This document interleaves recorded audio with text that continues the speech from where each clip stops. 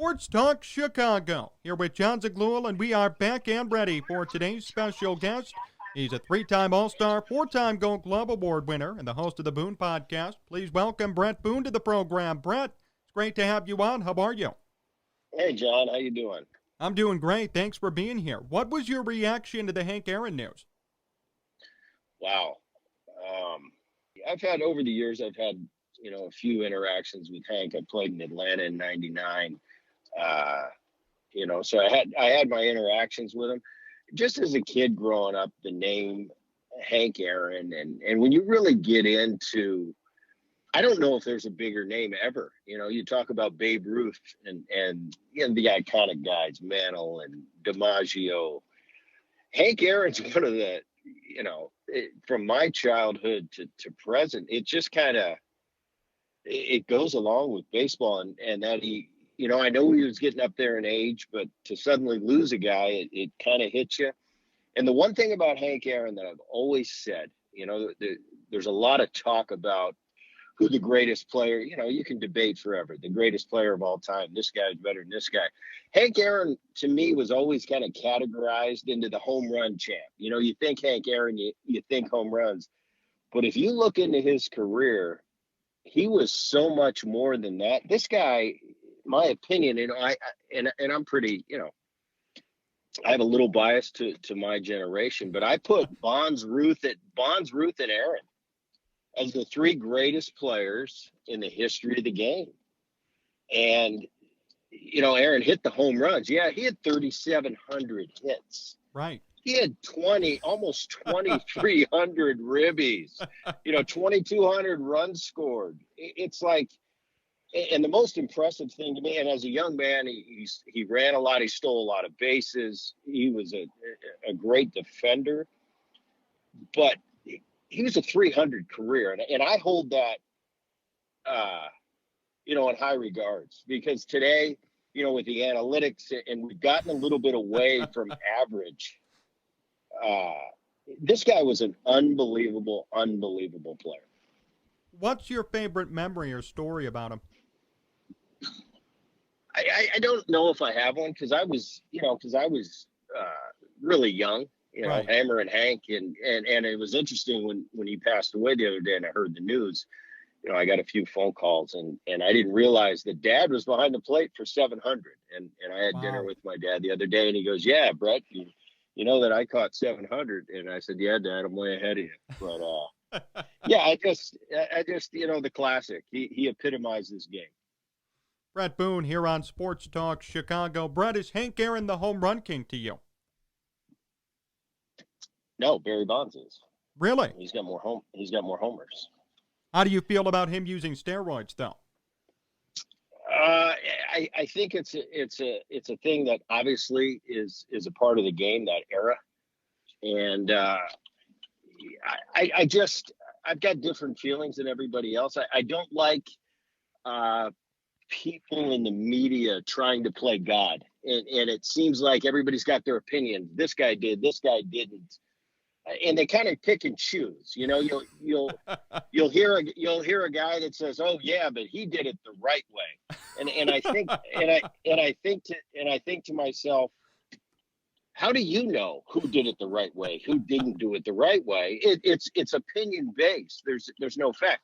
Now, if you were to get caught in a test, that's different. Now you've got facts. But I think it's just a bunch of reporters playing God and deciding who took and who didn't take it.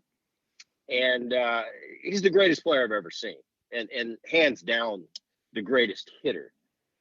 And when you've got other generations, when you've got guys like my dad saying that Bonds is the greatest and unbelievable, and my grandfather, who passed away in 2004, who grew up in the Ted Williams era, and I'm telling you, couldn't tell Grandpa anyone was better than Ted Williams. And the day before he died, he looked at me and he said, "Bret, yes, Barry Bonds is a better hitter than Ted Williams." And that kind of floored me. Like, Wow. Grandpa admitted that, basically on his deathbed. And I knew right then he was going to pass away, because he was never going to beat that thing to come back and have to deal with the scrutiny he'd get from me. So yes, Babe Ruth. or Hank Aaron's one of the greatest ever. But to me, the numbers are the numbers. Should Barry Bonds be in the Hall of Fame then? Without a doubt, greatest player of all time. Do you think today steroid users are already in the Hall of Fame? Without a doubt. Without a doubt. I think you have to I think we've had enough time to kind of digest that era, and I don't think it's appropriate to pick and choose. It's you take the entire generation and you judge it according to the people that dominated that generation. And you can speculate all you want, but when it comes down to people deciding who, yeah, he did, I think he did, I think he didn't, nobody knows. Unless somebody's come up negative or positive on a test, it's all speculation. As a clean player in that era, did you sense a disadvantage when you played? I didn't at all, and I didn't think about it. I prided myself on training as hard as I could, and to be quite honest with you, until the early 2000s, I really was pretty naive to the whole thing. I wasn't a gym guy. I wasn't a workout guy. I was that kind of that old school. I'm a baseball player. I don't lift weights. It's not until 99, 2000 when I really started getting into the training side of the game, which is prevalent in today's game. I mean, all these kids today, they start training at age 16. Right. And I wish I'd have known then what I know now, how beneficial that can be. Not just the physical side where you can transform your body and kind of train year round, but I think the mental side, there's so many positives to training and diet that I really got into the second half of my career. Were you frustrated when you found out about it? Like the fact that a lot of people in the game had this advantage and you didn't, and you chose not to do it? I think it wasn't no, there was not frustration. Everybody had that choice. And at that time in the game, it wasn't a banned substance in the game of baseball. So everybody had that opportunity. I think the biggest fear, and I'll kind of compare it to the corked bat. Okay. It's like, man, it was always fun to take a cork bat out early, and once in a while somebody'd come up with one and just have it in the clubhouse, and you'd swing it in batting practice, see if there was a difference. And there's that temptation of, wow, I could probably cork a bat but the thought of that thing exploding and Super Bowls going all over, I mean, that would tarnish your career for everything you've done.